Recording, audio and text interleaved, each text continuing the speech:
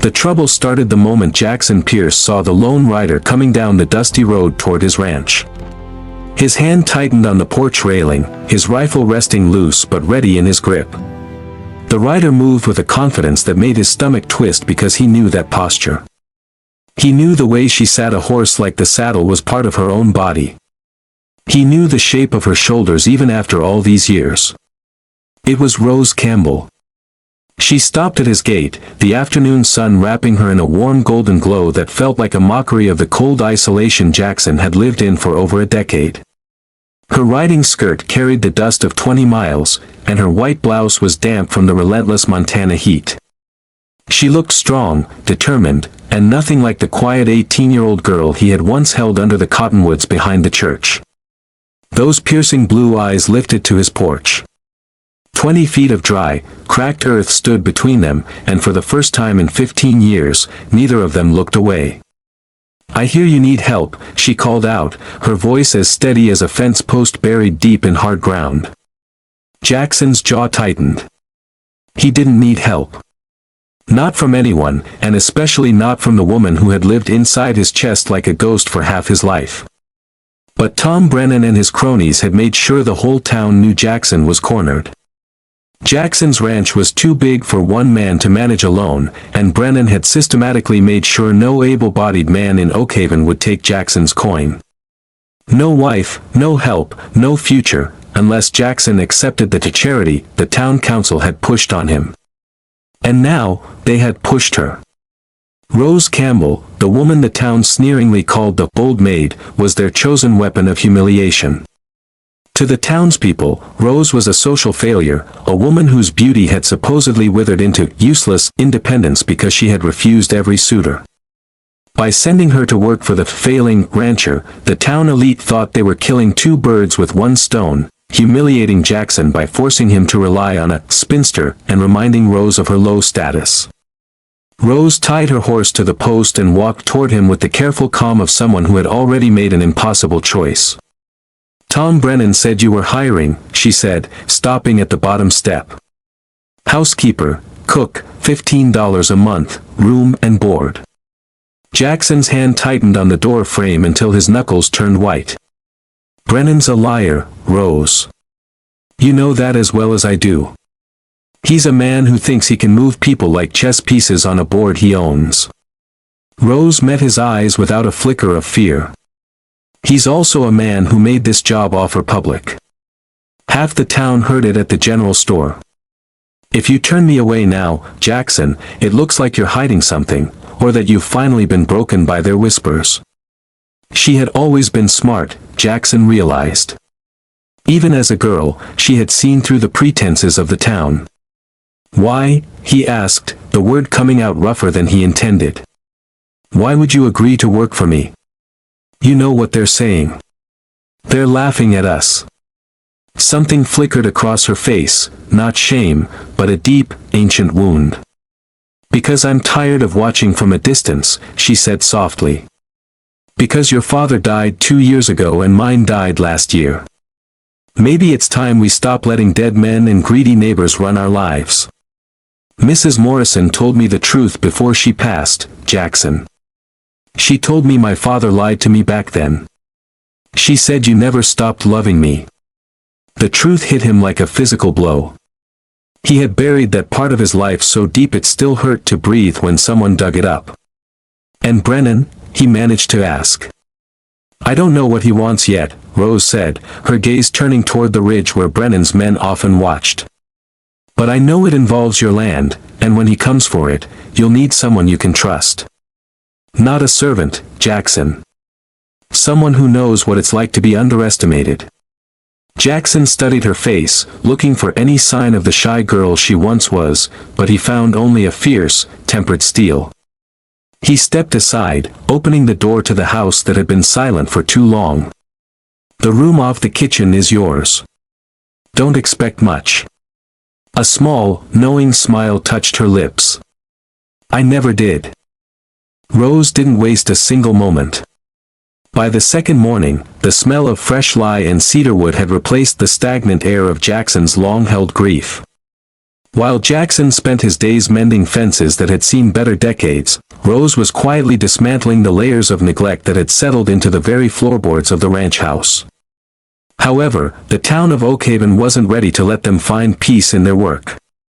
When Jackson rode into town the following Friday to pick up basic supplies, salt, grain, and kerosene, the atmosphere at Miller's General Store turned predictably frigid. Tom Brennan was there, leaning against a support post on the porch, surrounded by his usual pack of sycophants and hangers-on. "Well, if it isn't the king of the outcasts," Brennan laughed, his voice boisterous enough to carry all the way across the dusty street. "How's the old maid treating you, Pierce? Or are you two just trading recipes for loneliness and failure? I hear she's a real firebrand with a broom, which is lucky, because that's the only thing she'll ever have to her name." The men roared with laughter, their eyes tracking Jackson's every move with a mixture of pity and malice. Jackson's grip on his horse's reins tightened until his knuckles were bone white. He wanted to defend her, wanted to scream that she was worth more than all of them combined, but he knew that in Oakhaven, words were weapons he hadn't yet learned to wield. He bought his supplies in stony silence, enduring the jagged sneers and the instant karma he wished he could deliver with his fists. He returned to the ranch with a heart heavy with the town's insults, expecting to find Rose weary or discouraged by the isolation. Instead, he found her in his father's old study, a room he hadn't entered in years. She was surrounded by stacks of ledgers and dusty boxes that he had hidden away. "What are you doing in here?" Jackson asked, his voice rough with the remnants of his humiliation in town. "This is private." Rose didn't flinch. She stood up, wiping a smudge of ink from her thumb. "Private is one thing, Jackson. Disorganized is another. I've spent the afternoon looking at your accounts. You're exactly 3 weeks away from losing the north pasture to the bank." Jackson felt a fresh wave of shame wash over him. "I know. Brennan's seen to it. No one will buy my cattle, and the bank won't extend the note. That's why you're here, isn't it? To watch the final collapse of the Pierce name." Rose walked toward him, and for the first time, he truly noticed the way she carried herself, not like a servant or a woman forgotten by time, but like a woman who owned every inch of the ground she walked on. She reached into the deep pocket of her apron and pulled out a heavy, wax-sealed envelope and a small, weathered leather pouch. "The town thinks I'm a spinster because no one wanted me," she said, her voice dropping to a low, intense frequency that commanded his absolute attention. "The truth is, Jackson, I never wanted them. My father was a quiet man, but he was a shrewd one. He didn't just leave me a house in town, he left me the deeds to 3 prime timber lots in the next county and a savings account that has been gathering interest for 15 years while I lived simply." She opened the pouch, and the dull, heavy glint of gold coins spilled onto the desk. Jackson gasped. There was more money in that small bag than he had seen in his entire life. "I sold the timber lots last month," Rose continued, her blue eyes locked onto his. "I have enough here to pay off the bank in full, buy the winter feed, and hire a crew from the next valley, men Brennan can't touch or intimidate. But I'm not giving this to you, Jackson." His heart sank for a split second, thinking this was her calculated revenge for the years they spent apart. But then she spoke again, her voice softening. "I'm investing it. I want my name on the deed. I'm not your housekeeper, and I'm certainly not the town's old maid. I am your partner. Together, we're going to show Tom Brennan that the people he treats like trash are the very ones who will burn his corrupt empire to the ground." Jackson looked at the gold, then at the woman who had lived as a ghost for so long. He realized then that Rose hadn't come to him out of desperation, she had come out of a fierce, calculated loyalty. The low-status woman was now the most powerful person in the county, and the lonely rancher finally had a reason to fight back. The ranch was breathing again, but the world outside was suffocating. With Rose's investment, the Pierce Ranch had become a hive of activity, yet the more Jackson and Rose succeeded, the more the town's resentment festered. To the elite of Oakhaven, a spinster and a failure shouldn't be allowed to win. They wanted to see Jackson broken and Rose humiliated. But destiny had a different plan, and it arrived in the form of a man who appeared to have nothing. It was during a week of blistering heat and looming thunderstorms that they saw him, a man staggering down the long, sun-scorched road toward their gate. He was a homeless drifter by every appearance, his clothes little more than grease-stained rags, his boots worn through to the skin. When he reached the gate, he didn't call out, he simply collapsed into the parched earth. Jackson, who was out checking the newly reinforced corral, didn't hesitate. He ran to the man's side, hauling him up. "Rose. Get the water and the medicine kit." For 3 days, the stranger stayed in their guest room. He was filthy, smelling of the road and old sweat, but Rose tended to him with the same meticulous care she gave to the ranch's books. She washed his face, mended his tattered coat, and fed him the best of the broth she had prepared for Jackson. She didn't ask for his name or his history. To her, he wasn't trash or a beggar, he was a human being in need of a sanctuary. On the 4th day, the instant karma began to take shape. Tom Brennan rode onto the property, flanked by 2 of his meanest hired guns. He didn't come to negotiate, he came to gloat. He saw the stranger sitting on the porch steps, dressed in the mended rags Rose had cleaned. Brennan pulled his horse to a sharp halt, kicking up a cloud of dust that coated the stranger's face. "What is this, Pierce?" Brennan sneered, leaning over his saddle. "I knew you were desperate, but now you're running a halfway house for the gutter rats of Montana. This man is an eyesore. He's a blight on a property that's about to be mine." Brennan looked at the stranger and spat a thick glob of tobacco at the man's boots. "Get moving, trash. This ranch is being foreclosed on, and I don't want your filth on my porch when I take the keys." The stranger didn't flinch. He looked up at Brennan with eyes that were suddenly sharp, clear, and terrifyingly cold. "A man's character is best seen in how he treats those who can do nothing for him," the stranger said, his voice surprisingly deep and educated. Brennan laughed, a harsh, jagged sound. "Character? I have a bank account and a railroad contract. That's all the character I need. Pierce, you have 24 hours to get this old maid and this beggar off my land, or I'll burn the whole place to the ground with you in it." Brennan turned his horse and galloped away, leaving a trail of insults behind him. But as the dust settled, the stranger stood up.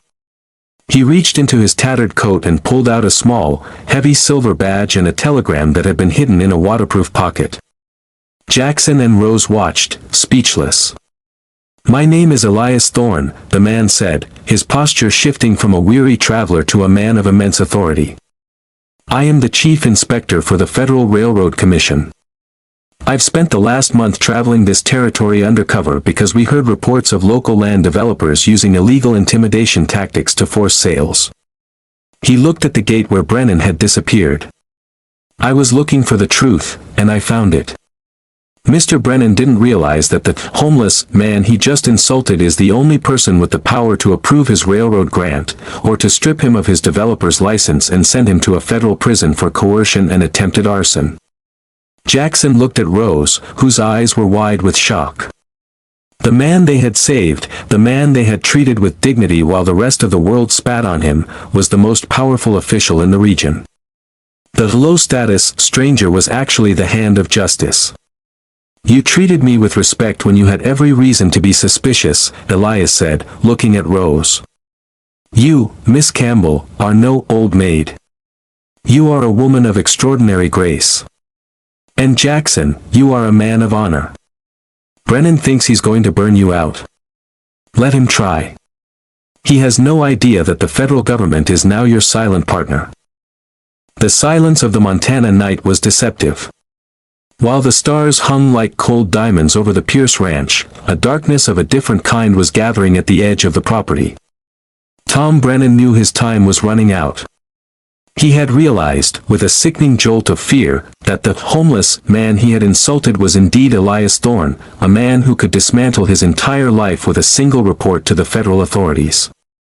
Desperation is a dangerous fuel, and Brennan, a man built on greed and ego, decided that if he couldn't own the land, he would leave nothing but ashes behind. He gathered his most loyal, cold-blooded hired hands, not to talk, but to erase every witness to his corruption. Inside the ranch house, the atmosphere was thick with a heavy, electric tension. Jackson sat by the window, his Winchester rifle across his knees, while Rose worked in the dim light of a single kerosene lamp. She wasn't preparing a meal or sewing a dress, she was methodically checking the cylinders of the Colt revolvers and stacking boxes of ammunition on the heavy oak table. Elias Thorne stood by the hearth, his face grim. "He won't wait for morning, Jackson," Elias said softly. "Men like Brennan don't go to jail quietly. They try to bury the truth in the dirt." Jackson looked at Rose, his heart aching with a mixture of fear and profound respect. "Rose, you should take Elias and get to the root cellar. It's the only place the fire won't reach if they get close." Rose stopped what she was doing and looked Jackson square in the eyes. The old maid the town had mocked for her supposed weakness stood taller than she ever had. "I've spent 15 years being told what I can't do and where I don't belong, Jackson Pierce," she said, her voice like tempered steel. "I'm not hiding in a hole while you defend the home we built together. This ranch is half mine, and I intend to keep it." Before Jackson could argue, the first crack of a rifle echoed through the valley, followed by the terrifying, high-pitched whistle of a bullet shattering the windowpane above their heads. "Torches!" Elias yelled, pointing through the shattered glass. 5 dark silhouettes crested the ridge, their horses kicking up dust as they galloped toward the house, waving flaming brands over their heads. They weren't just shooting, they were trying to turn the ranch into a funeral pyre. Jackson jumped to his feet, returning fire with a steady hand, but the attackers were fast and numerous. A torch landed on the wooden porch, the dry cedar catching fire instantly. The smell of smoke began to fill the room, stinging their eyes and clawing at their lungs. In the chaos, Brennan's voice rose above the gunfire, distorted by rage. "Pierce! Give us the inspector and the spinster, and maybe I'll let you crawl away alive. You think these 2 lowlives are worth your life? They're nothing. They're the trash of this county." Jackson felt a surge of white-hot fury. He watched as Rose moved to the side window, her face illuminated by the growing orange glow of the porch fire. She didn't scream. She didn't panic. She sighted the man who had thrown the torch and pulled the trigger with the calm precision of a veteran. The man tumbled from his horse, the torch falling harmlessly into the dirt. "Did you see that?" Jackson shouted over the roar of the fire. He was looking at Rose with a transformation in his own soul. He had always loved her, but now he honored her. She was a warrior in an apron, a woman who had been underestimated by every soul in Oakhaven, now standing as the primary shield of his life. Together, they moved like a single machine. When Jackson moved to reload, Rose covered the door. When Elias spotted a rider flanking the barn, Jackson took the shot. The attackers, expecting a quick surrender from a failing rancher and a spinster, found themselves caught in a crossfire of extraordinary resilience. The heat was becoming unbearable. The porch was a wall of flame, and the front door was beginning to blister. "We have to hold them until the light," Elias shouted, coughing through the smoke. "The telegram I sent will reach the sheriff's deputies by dawn." But dawn felt a lifetime away. As another volley of bullets tore through the walls, Jackson reached out and grabbed Rose's hand, his fingers interlaced with hers amidst the grit and the gunpowder. "I'm sorry I didn't fight for you 15 years ago, Rose," he whispered.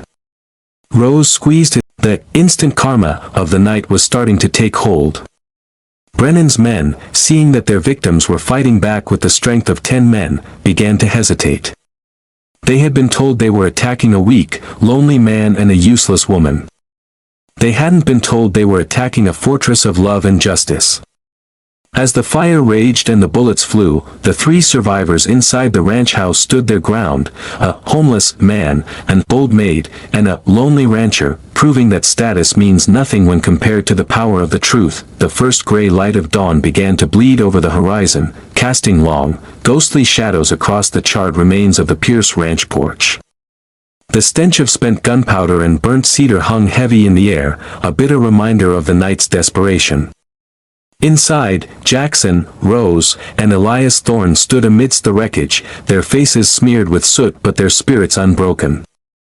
The siege had ceased as the sun rose, but the silence that followed was even more terrifying. Just as Brennan's men were preparing one final, desperate rush to finish what they started, a new sound cut through the morning stillness, the rhythmic, disciplined thunder of a large posse approaching from the east. A cloud of dust rose in the distance, and soon, the sunlight glinted off the silver badges of Sheriff Wade and nearly a dozen deputies. Trailing behind them were several wagons filled with townspeople, lured by the rumors of the night's violence. Among them was Tom Brennan, looking surprisingly composed. He had ridden out to meet the law, intending to lead them to the scene of the crime and frame Jackson for the entire disaster. As the horses pulled into the yard, Brennan pointed a shaking finger at the house. "There they are, Sheriff. I told you Pierce had gone mad. He's been holding that poor woman and a drifter hostage, firing on my men when we tried to check on them. Look at the fire, he's tried to burn his own evidence." The townspeople gasped, looking at the old maid through the shattered windows. They saw Rose holding a rifle, her hair disheveled, and their whispers were like the hiss of snakes. "Poor thing," one woman muttered. "She was always a bit touched in the head." Brennan's right, Jackson's finally snapped. Brennan smirked, the instant karma he had planned seemingly working in his favor. He stepped forward, his voice dripping with false concern. "Rose, dear, put the gun down. Come out. We'll protect you from this monster." But the door didn't open for a surrender. It swung wide to reveal Elias Thorne. He stepped onto the scorched porch, no longer the stumbling, homeless man Brennan had spat upon. He had washed his face, and though his clothes were still rags, he stood with a terrifying, ironclad authority. He held a leather-bound folder in one hand and his federal badge in the other. The sheriff's eyes widened, and he immediately pulled his horse to a halt. "Inspector Thorne," the sheriff whispered, his voice trembling. "We received your wire, but we didn't know you were here." Brennan's face turned the color of ash. The beggar he had threatened to burn was the man who held the keys to his entire empire. Elias didn't look at the sheriff, he looked directly at Brennan. "Mr. Brennan," Elias's voice boomed across the yard, "I believe you mentioned something yesterday about trash not belonging on this porch. Well, I've spent the last 12 hours observing your character. I've watched you order the arson of a private residence, attempt the murder of a federal officer, and use terror as a business tactic." Elias turned to the townspeople, his gaze sweeping over the crowd that had spent years mocking Rose and Jackson. "You people called this woman an old maid and a useless spinster. But while you were whispering behind your lace curtains, she was the only one with the courage to save a stranger's life. She is the one who funded this ranch's survival. She is the one who stood in the line of fire to defend the truth." The silence that followed was absolute. The townspeople looked at Rose, really looked at her, and saw not a social reject, but a heroine. Jackson stepped out beside her, his hand resting firmly on her shoulder. "She's not a housekeeper, and she's not a charity case," Jackson announced, his voice steady and proud.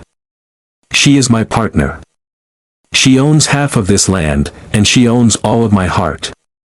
And from this day forward, anyone who speaks a word against her will have to answer to me." He didn't wait for another word. He climbed down from his horse and walked straight to Brennan. "Tom Brennan, you're under arrest for attempted murder, arson, and federal land fraud." The instant karma was visceral. Brennan, the man who thought he owned the world, was shoved into the dirt and handcuffed in front of the very neighbors he had tried to impress. His men were rounded up, their arrogance replaced by the hollow stare of the defeated.